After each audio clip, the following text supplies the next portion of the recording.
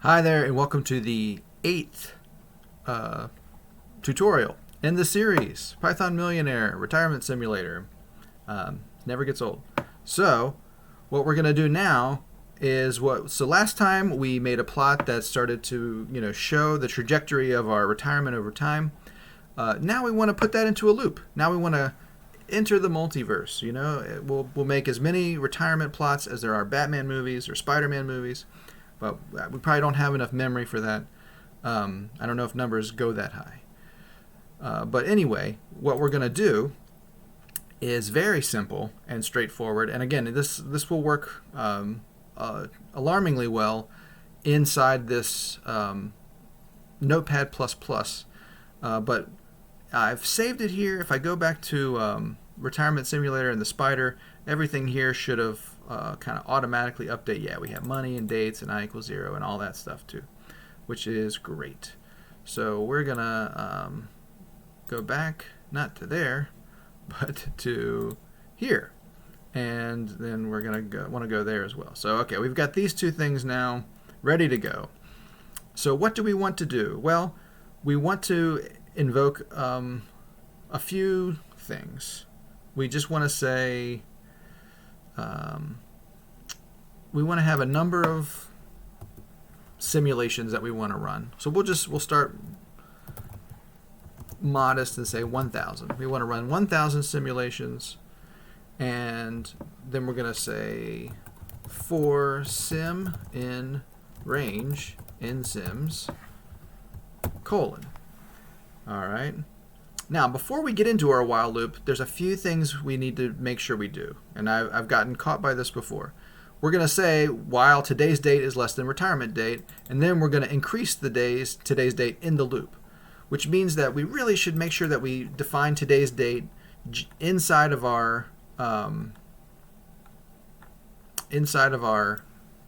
loop, so that every time we start a new simulation, we kind of start over with today's date.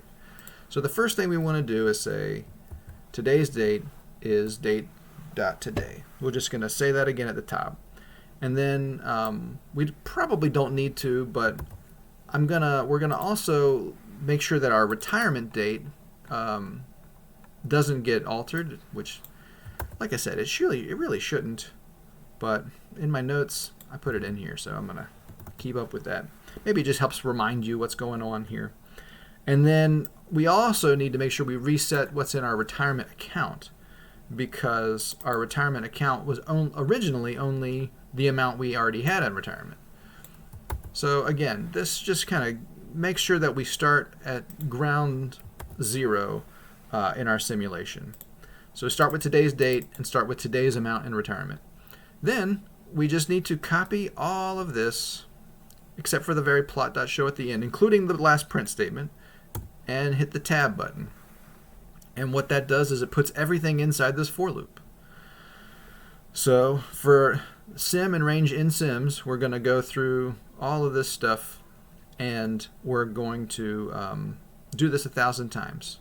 Now, I'm going to pause this before we run this, because I have every confidence that this will run and would do everything we wanted to do, except that it would be incredibly boring to watch, because we'd be watching these plots populate on the screen, and we'd have to probably kill it, because if I change the number of sims here now we'll just go to 10.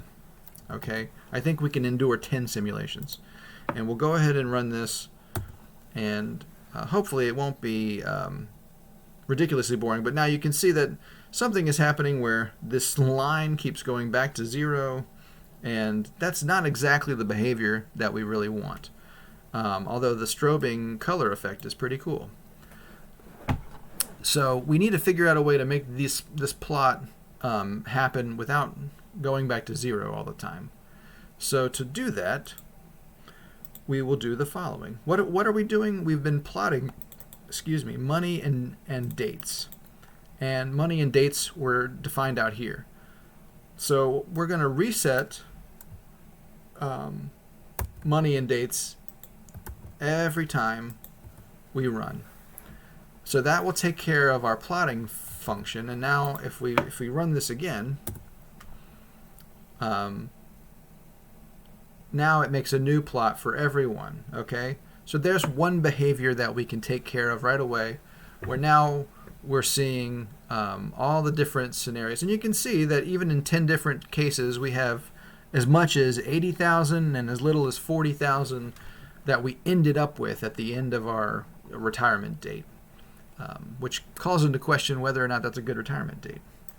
And that's the whole point of this exercise, is to figure out if we can find a good retirement date based on the trajectory of our current state of financial affairs.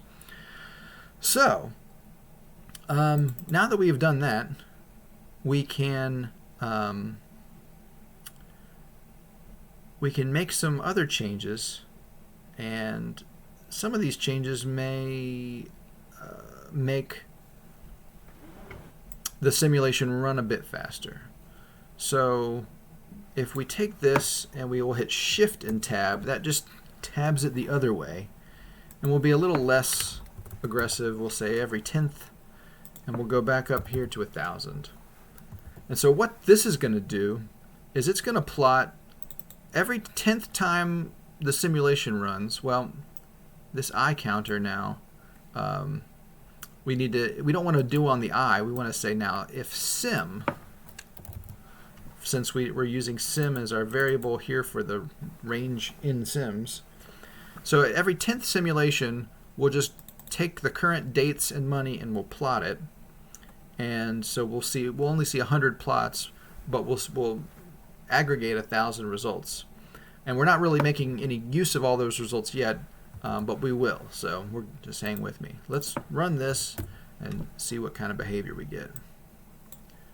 So yes, that plot's much faster, and now we're seeing, we're going to see 100 out of 1,000 different results. So you can see a crazy scenario where you made 150,000 plus something like 170,000. Of course, you have some really terrible ones here where you ended up with 30,000. So, as we continue to gather statistics on this, it's not making things necessarily clearer. And that's part of the problem of learning and understanding statistics, is that there's a big spectrum of outcomes that are possible. So how do you make sense of this? Well, we're gonna in a future episode, then possibly one or two from now, we're gonna take and project all of the things that you see here, all of these last values. We're going to collect all those last values and plot another histogram like this one. And that's going to tell us, how probable a certain outcome is. So we will in fact look at the average behavior here, but what we will discover, what I've already discovered and what you'll discover if you believe this, is that the average outcome here is not the same as the most likely outcome. And maybe that's not hard to believe, but that's the truth. And so I appreciate your watching this, and I hope you've been following along. I know that some of this is getting in the weeds, but I think we're making some pretty plots, and hopefully you understand what's going on. That we now have, we're now running 1,000 simulations. We're resetting our money and dates, and then we're plotting every 10th one. So I think in the next installment, we will be looking at some other behaviors that we want to latch onto. Namely, we're going to want to keep track of our final amounts and make a new plot of those. So thanks for watching, and please stay tuned for the next one.